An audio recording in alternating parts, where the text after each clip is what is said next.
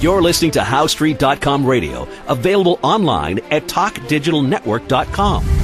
Welcome to HowStreet.com radio, the online source for market opinions. Here is Jim Goddard. My guest is Ted Dixon, CEO and co-founder of InkResearch.ca, Canada's first online financial news and research service. We'll talk to Ted right after this. Unbelievable harmony, spectacular performance, the ultimate tribute to the Everly Brothers and Simon and Garfunkel. Bird Dog and the Vintage Electric Band coming to Fort Langley, Mission, White Rock, West Vancouver. Buy online and save at ontourtickets.com. Welcome to the show, Ted. That's great to be back, Jim. It looks like the next 2 weeks on the markets are going to be very critical. Well, that's what we've been telling our clients. Absolutely, we've got coming up at the end of this week a G20 finance ministers meeting in Shanghai, and that's going to be important for what they say on currency. So anyone who has international investments abroad will want to pay attention to what happens coming out of Shanghai this weekend. And of course, that will impact a whole host of other variables in the market, including interest rates and stocks, and may even trickle down at some point to Vancouver real estate, although that, of course, seems to be in its own world. But it's going to be a very important meeting. And that's was sort of we thought would be the highlight of the next 2 weeks.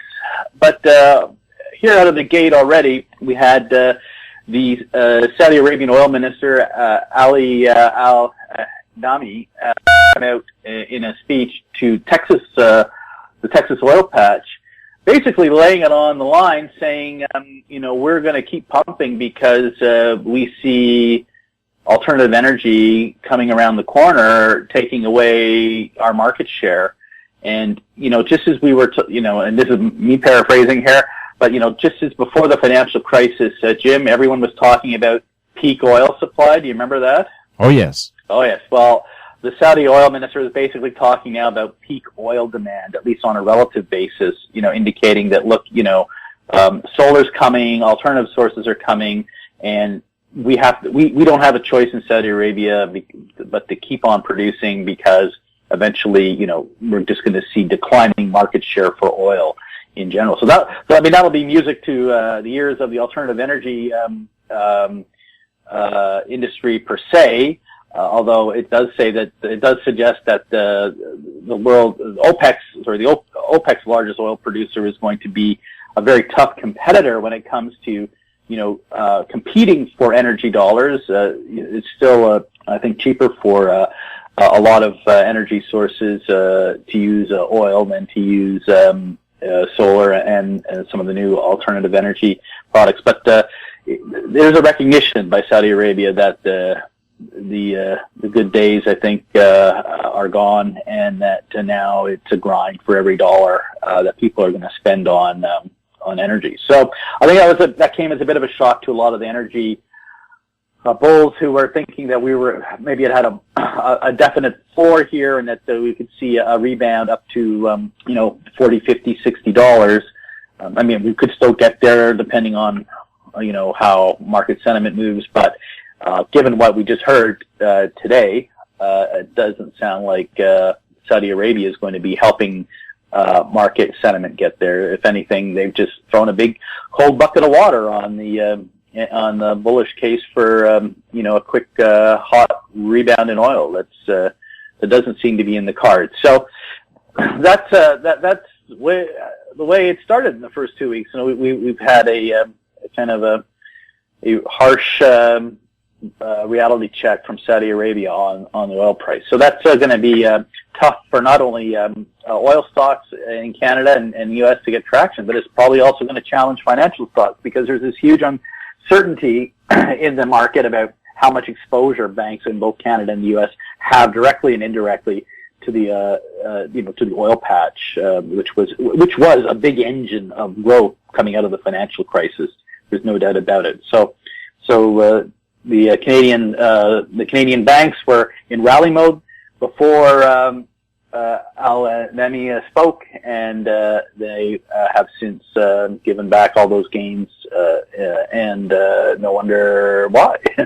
people are going to start asking about, well, how much exposure do you have to the oil patch if oil prices aren't going back to $50? Why wouldn't the Saudis want to see the price of oil go up? I mean, they could just cut back production anytime they wanted. But I also like the talk that they mentioned a few weeks ago where both Russia and Saudi Arabia said, you know, folks, we're going to cap production at January's levels. Well, January's levels were a record high. Well, and the other aspect to that is for the Russians to come out and suggest that is all well and good, but the projections are that, and I've seen from more than one source, is that Russian production is expected to decline this year in any event. So I think they'd be quite happy with the production freeze, never mind the natural decline rates that they're going to have due to their declining oil fields and, of course, sanctions that they've been they've had placed on them. So I've been a skeptic of this whole kind of mini euphoria we've seen with this news, but we had to let the market run its course. But it's pretty clear that Saudi Arabia has a view of the market that is prepared for lower for longer. And again, their whole push for lower oil prices was an attack on U.S. shale oil and gas. Are the Saudis hurting more than they want to admit? Well, I think that's why he addressed the Texas Oil Group, was to say that, look, you know, we weren't out to getting for you. We're worried about alternative energy, and they did seem to miscalculate, though, how resilient shale production would be and the technological innovations that have driven down the costs even amongst shale producers. So he even apparently admitted that in the remarks I've seen attributed to him. They admitted that they are surprised at how innovative North American producers have been, but that doesn't seem to have him backing away from their strategy to keep producing, because they're more worried about Tesla and Solar City than they are about Calgary horizontal drilling companies. Well, I also saw a push to get big box companies to put solar panels on their roofs, and there's also technology that turns just your plain ordinary black asphalt into solar panels. So every freeway, every rooftop, every parking lot would become a generator of solar energy. Well, and they see this, and don't forget, I mean, Saudi Arabia has a much better climate for solar power harnessing than we do in Vancouver. So, they've been walking around with their eyes open on this front, I'm quite sure. And while solar energy is still expensive, they see the cost coming down. They see, you can see how cheap computing has become over the past 20 years.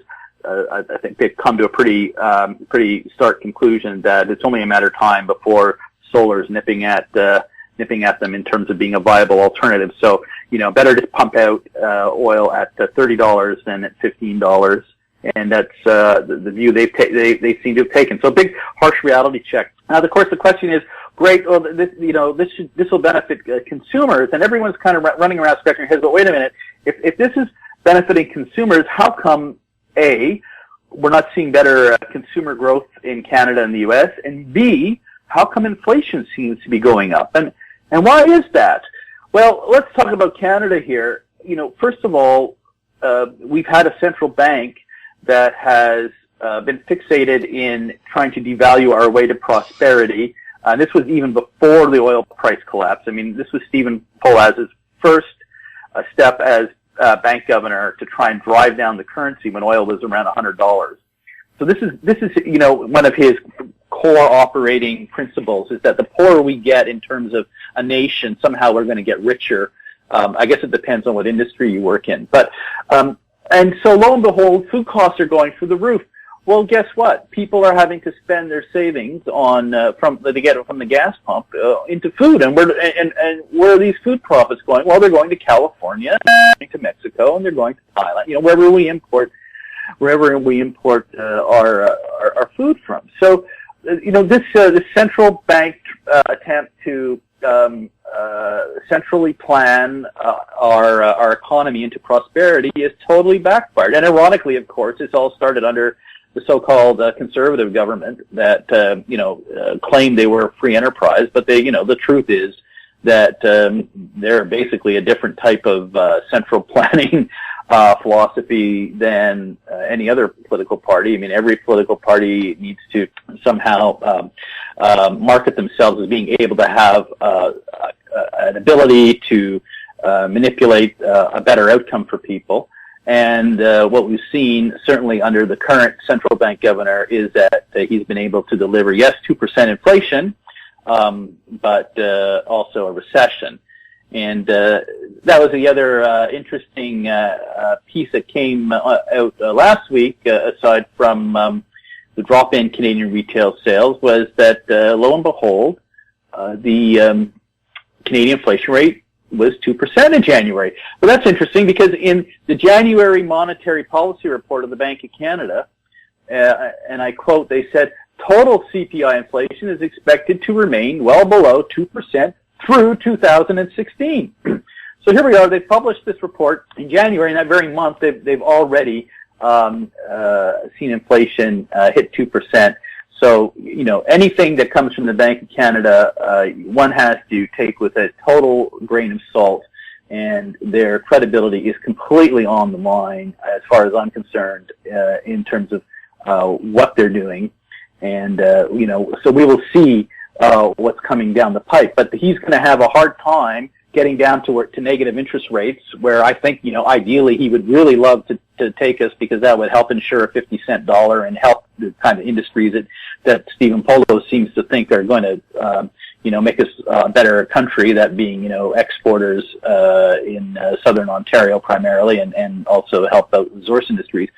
But, you know, somehow it never works out that way. When he drives the dollar down, you know, money, instead of flowing into business investment in export industries, where does it flow into? It flows into Vancouver real estate, Toronto real estate. Not exactly something that you're going to be able to build a more productive nation for your children on. You know, yes, your house may be worth more, but then your children will have to buy more expensive real estate, you know, assuming the real estate values hold up for a generation. And that's a whole other debate. But so this is the type of manipulation that we've got ourselves into under the current central bank policy in Canada.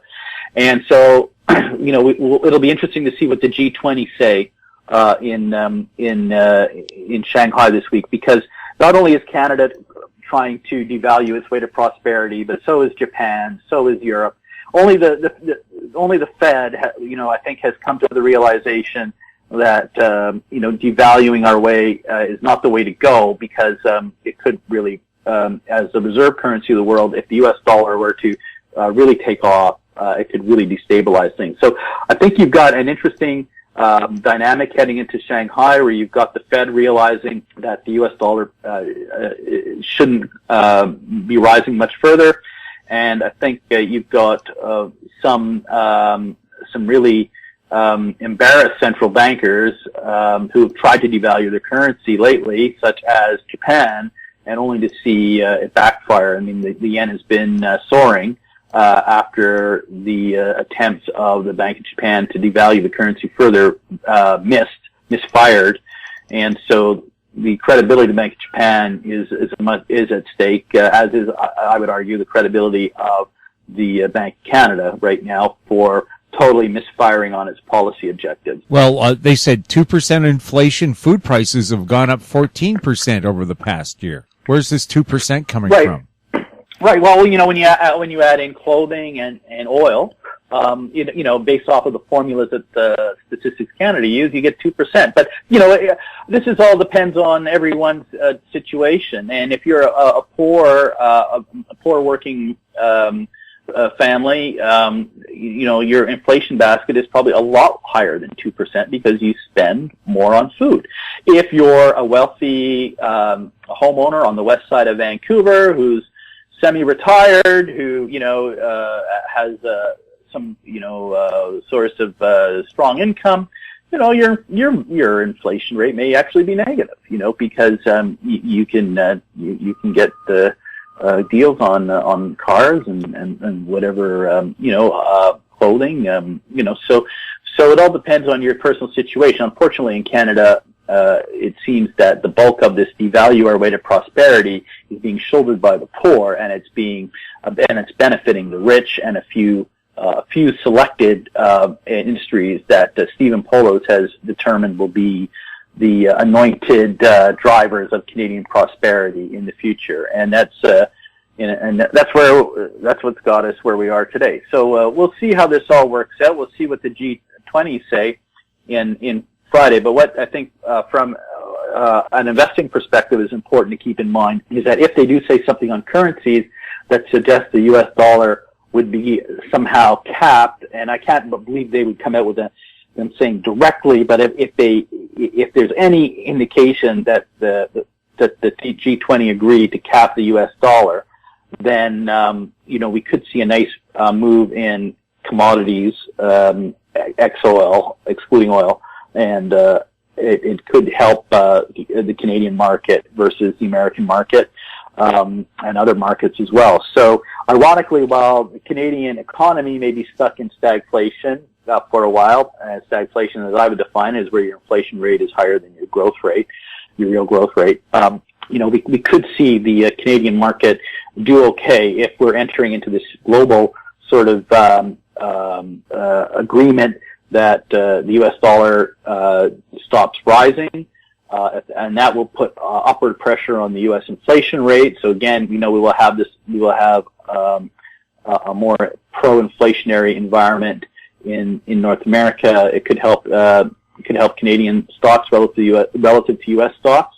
We'll have to see. We'll have to see what comes out of Shanghai. But on the other hand, if they don't say anything, which is usually what the outcome of these meetings are, then all bets are off, and you could see stock markets react fairly negatively to that, and then we will be into the position where we have to see how U.S. growth comes through in the week after, the other part of the 2 weeks when we get the jobs numbers for February. And everyone talks about the hot jobs market in the U.S. The headline numbers sound fine, but when you look at some of the trends, there are some worrying trends. In particular, the continuing unemployment claims have been rising, which suggests that the least employable worker in the U.S. is now finding it harder to get a job, whereas that was going in reverse for a long time. It seems that now there may be some indications that the demand for all types of labor is all types. I mean, even the most unskilled labor in the U.S. Demands for that type of worker may have peaked, and so that would be a unhealthy trend in terms of the Fed's second target of full employment, which everyone seems to think that they've achieved, but we'll have to wait and see what the February jobs report a week from Friday says.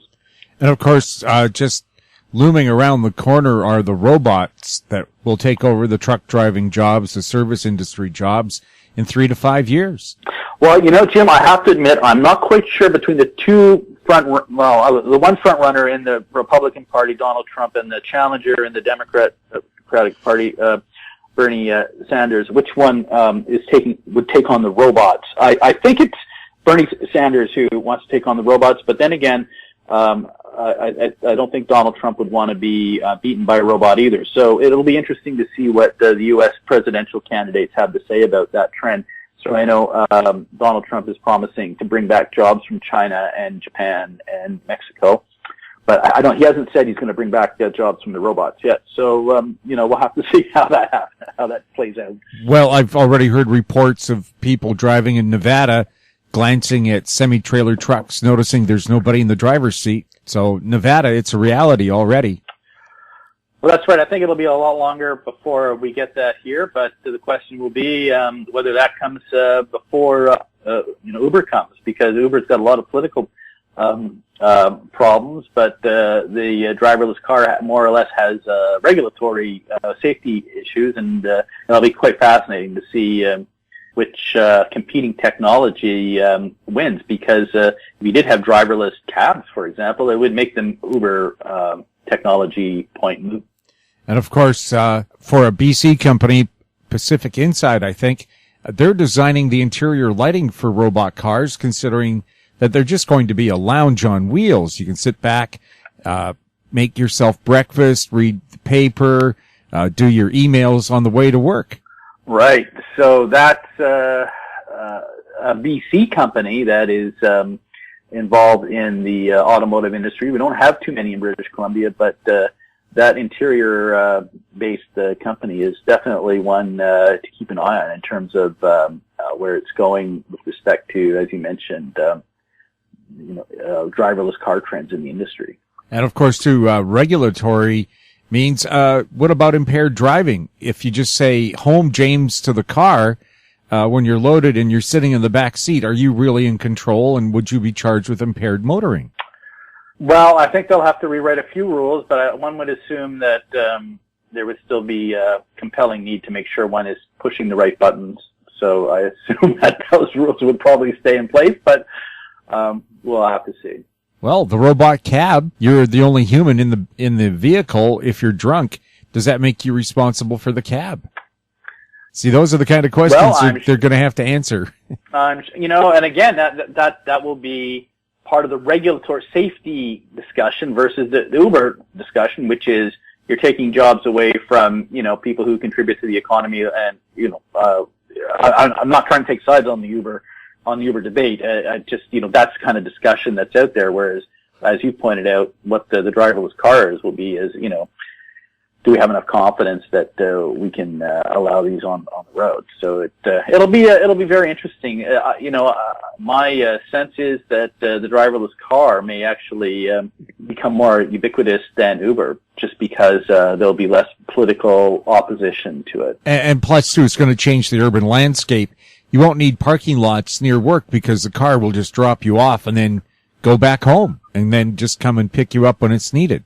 Right, and when you think about it too, what does it mean for public transit as well? It's quite it will have a massive impacts on society once it gets going.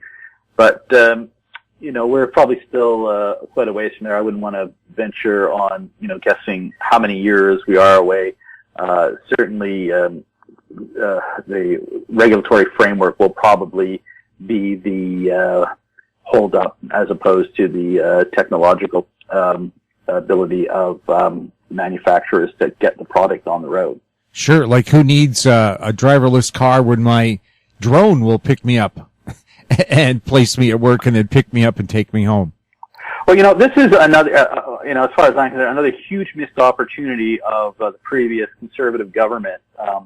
And I know I'm still, it sounds like I'm being a little hard on them, but, they are moving into a leadership contest, and I would hope that they do some more radical thinking than what I've heard so far. I've heard so far, we just didn't have the right tone. No, it wasn't. It was more you just didn't have the right tone. You just missed a huge opportunity to do things like shake up Canada Post.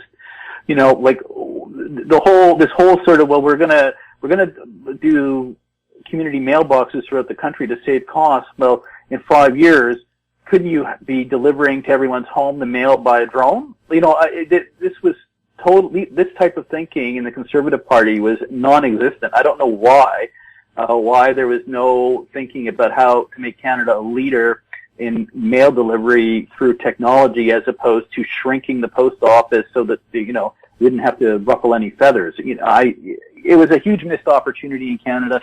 And, we're letting Amazon kind of lead the way where we had an opportunity through our regulatory environment.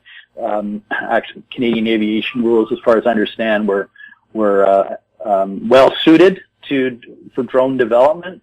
But, the previous government decided they would leave Canada Post as a crown corporation, heavily unionized, and cutting back on service to users as opposed to improving service. So, that was a big missed opportunity, I think, for Canada. And, we could possibly still do it, but, I think it's going to be a bit of a free-for-all. And, I doubt with the current economic environment, it's a big, priority of the new government. That's for sure. And Harper's legacy seems to be empty prisons that he thought would be needed because of his mandatory jail sentences for so many crimes. And those mandatory sentences are now being struck down left, right, and center. And those new jails he built are empty because crime rates are declining. Should have built senior citizens housing instead. Well, that's a very good point. And although they were bringing more laws on the books all the time, so eventually maybe those jails would have been used up. But the other aspect of the Harper legacy is this balanced budget, which I still hear about from the Conservative Party about isn't this awful how we're now in a deficit? Well, those government surplus projections were based off of $50 and $60 oil. We don't hear anything about that from Rona Ambrose. So, I really hope the Conservative Party sort of gets beyond their past Harper conservative era and moves to a more modern thinking reform. I mean reform in the small R, reform-oriented party that is more free market focused than sort of petty.